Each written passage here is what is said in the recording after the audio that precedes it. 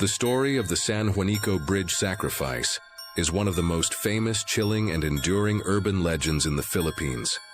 Spanning the San Juanico Strait to connect Samar and Leyte, the bridge was built between 1969 and 1973, under the administration of President Ferdinand Marcos Sr., famously touted as a gift of love to his wife, First Lady Imelda Marcos, who was a native of Leyte.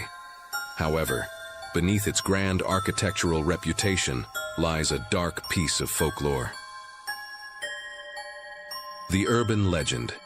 The myth centers around the ancient practice of padugo, a traditional ritual of spilling animal blood, usually from a chicken or goat, on a newly laid foundation to appease spirits and ensure the structure's strength.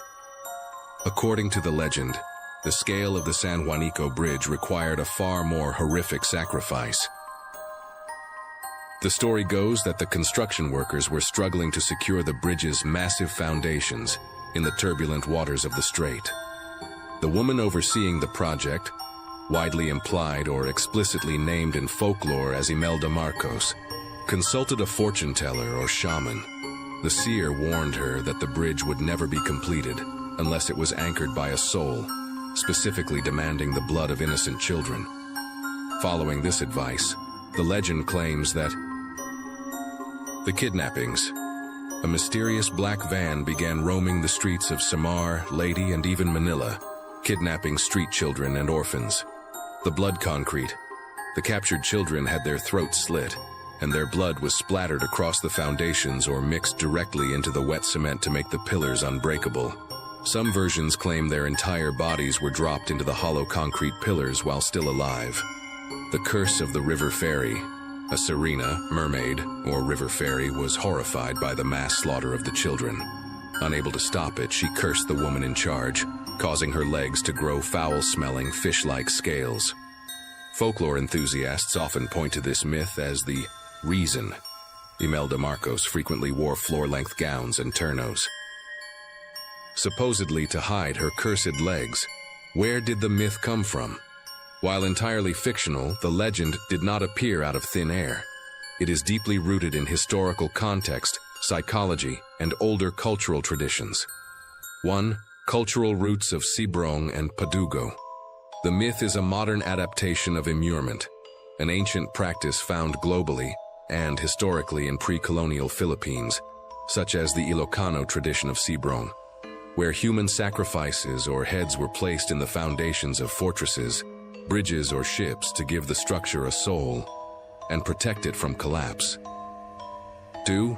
The realities of martial law. The San Juanico Bridge was constructed during a highly turbulent political era, just before and during martial law. The legend of a black van kidnapping children for the government was a powerful symbolic manifestation of the real-world fear, enforced silences, and sudden disappearances of dissidents that occurred during the Marcos regime. 3. The edifice complex.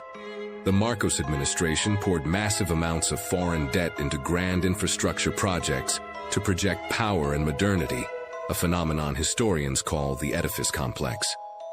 Because these projects were incredibly expensive and sometimes built under harsh, rushed labor conditions, urban legends naturally formed among the public as a way to express the feeling that these grand structures were quite literally built on the backs and blood of the poor.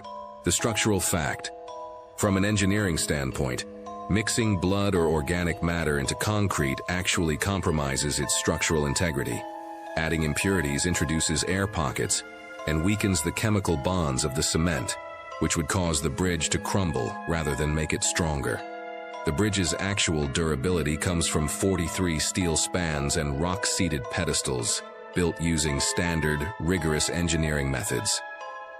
If you want to survive the next story, make sure to follow and turn on notifications before it's too late.